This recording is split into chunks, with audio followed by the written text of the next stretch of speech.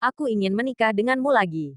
Kamu, bagaimana kamu bisa mengenal dokter sehebat itu? Dokter itu bahkan adalah seorang wanita yang sangat cantik, Wendy berkata dengan terkejut. Wendy dan Sheila menatap pria itu dengan heran. Mereka merasa pria ini semakin misterius, dan mereka sama sekali tidak mengenalnya. Dokter Lilia keluar dari ruangan dengan peralatan medis di punggungnya, ekspresinya masih dingin. Hadi yang sudah kembali berdiri segera menyeka air matanya dan berkata, tunggu sebentar, semua hidangan hampir siap. Kemudian, dia berjalan kepada dokter Lilia dan berterima kasih padanya. Ekspresi Lilia masih datar, dia hanya mengangguk, lalu berjalan menuju Damar dan berkata, aku baru saja bertemu dengan beberapa pencuri di depan pintu. Aku sudah membereskannya untukmu. Mereka bilang Erlangga yang menyuruh mereka datang. Damar mengangkat alisnya ketika dia mendengarkan itu, dan wajah Diska sedikit berubah. Apakah Erlangga tidak punya akal? Orang-orang seperti apa yang dia kirimkan ke sini? Kenapa bisa dikalahkan oleh seorang dokter wanita ini? Diska berpikir dalam hati. Damar mengangguk dan berkata, baiklah. Mari kita duduk dan makan dulu. Lilia memandangnya dengan dingin dan berkata, aku sedang tidak mood untuk makan. Kamu telah mengganggu tidur nyenyakku. Aku akan menyelesaikan masalah ini padamu saat pulang. Ketika dia mengatakan ini, yang lain langsung terkejut. Wanita itu akan menyelesaikan masalah ini saat Damar pulang. Berarti, Damar sedang tinggal bersama dengan dokter cantik ini. Ekspresi Gladys berubah seketika dan kemudian kembali tenang lagi. Dokter cantik, apakah kamu tinggal bersama Damar? Tanya Wendy dengan rasa ingin tahu. Lilia meliriknya dengan samar, dia mendengus dingin lalu berbalik dan pergi dari tempat itu. Dari awal sampai akhir, Lilia tidak berbicara dengan siapapun selain Damar.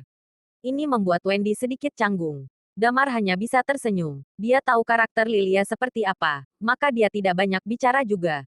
Dia melirik pada Diska dan tersenyum padanya. Tidak ada orang yang mengikutinya ketika dia datang ke sini. Jika seseorang mengikuti, dia pasti sudah tahu dari awal. Tetapi baru saja, orang-orang Erlangga datang ke tempat ini. Hanya ada satu kemungkinan, yaitu Diska memberitahu Erlangga bahwa dia ada di tempat ini. Diska tidak berbicara lagi selama ini. Dia duduk di samping sendirian dengan wajah yang hitam. Hidangan mulai disajikan di atas meja. Damar mengambil sumpitnya dan mencicipinya. Matanya tiba-tiba menyipit. Wah, ini sangat enak sekali, Wendy berseru. Hidangan ini memang sangat enak. Damar pernah memakan banyak makanan lezat dalam hidupnya. Tetapi makanan ini adalah makanan terbaik yang dia pernah makan dalam hidupnya.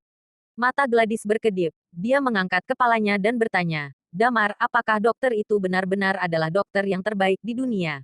Damar mengerutkan kening. Dia mengangguk dan berkata, menurutku dia memang adalah dokter yang terbaik di dunia.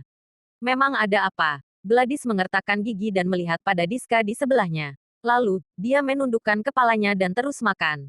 Damar tahu Gladys ingin berkata sesuatu tetapi dia tidak enak berbicara di depan Diska. Dia melirik Diska sebentar dan tidak banyak bertanya lagi. Pada saat yang sama, di kompleks Haye, Sisi sedang duduk di sofa dengan tatapan kosong. Di sebelahnya, Amelia sedang memegang semangkuk nasi. Dia memandang Sisi dan berkata, Sisi, tidak peduli apa yang terjadi, kamu harus makan sesuatu dulu. Nessa yang duduk di sebelahnya juga berkata, ya, Kak Sisi, cepat makan dulu. Bukankah itu hanya seorang pria saja? Dengan penampilan fisik Kak Sisi, kakak pasti bisa menemukan seseorang yang lebih baik darinya. Air mata Sisi masih tetap mengalir. Setelah beberapa saat, dia tiba-tiba mengangkat kepalanya. Dia menatap Amelia dan berkata, Ibu, aku menyesal. Hah? Amelia bertanya langsung, apa yang kamu sesali? Aku menyesal telah bercerai dengan Damar, kata Sisi sambil menyeka air matanya.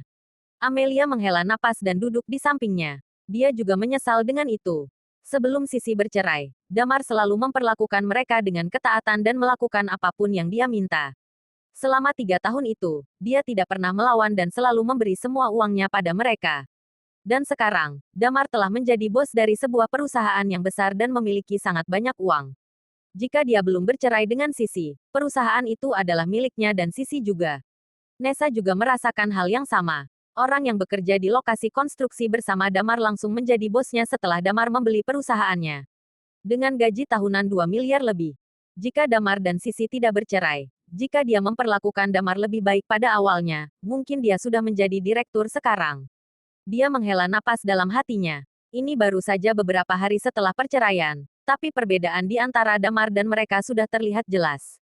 Aku ingin menikah dengannya lagi, kata Sisi dengan serius. Hah? Amelia dan Nessa menatapnya dengan kaget.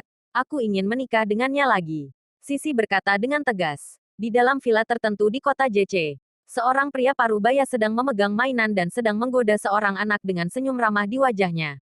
Tetapi siapapun yang mengenalnya akan tahu bahwa orang ini jelas bukan orang yang baik hati di kota JC. Namanya sangat terkenal. Dia adalah pemilik Puri Santrian Bar, pamannya Doni, Hendra Wong.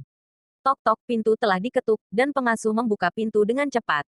Doni dan Leonard berdiri di depan pintu. Melihat mereka berdua, Hendra dengan cepat berdiri dan berjalan mendekatinya. Kak Leonard, Hendra menyapanya dengan sopan. Leonard mencibir dan berkata, Hendra, kamu pernah berkata, jika aku berada di kota JC, aku tidak akan dianiaya. Melihat hidung Doni yang biru dan wajahnya yang bengkak, Hendra mengerutkan kening dan berkata, mari bicara di ruang kerjaku. Setelah mereka masuk ke dalam ruang kerja, Doni langsung menceritakan masalah tersebut.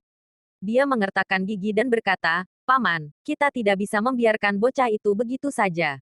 Dia menamparku dan bahkan berani menyinggung Paman Leonard.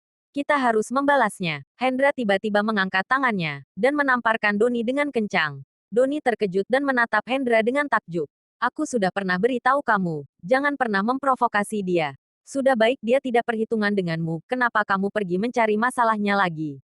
Apa kamu tidak mengerti kata-kataku? Kata Hendra dengan marah. Leonard mengerutkan kening dan berkata, Hendra, menurutku keponakanmu tidak salah di dalam masalah ini. Anak muda itu hanyalah kenalan si Bari. Apa yang harus ditakuti? Aku akan mengurus masalah ini dengan Bari. Dia memandang Hendra dan berkata lagi, kenapa kamu semakin tua semakin menjadi penakut? Dia hanya seorang pria muda saja. Leonard mengulurkan tangannya, dan memperlihatkan tato kecil di lengannya. Melihat tato ini, wajah Hendra tiba-tiba berubah. Dia mengertakkan gigi dan berkata, Kak Leonard, apa yang ingin kamu lakukan? Leonard menyeringai dan berkata, aku ingin mendapat wanita itu. Dan anak muda itu akan berlutut di depanku dan melihatku bersama dengan wanita itu. Bersambung.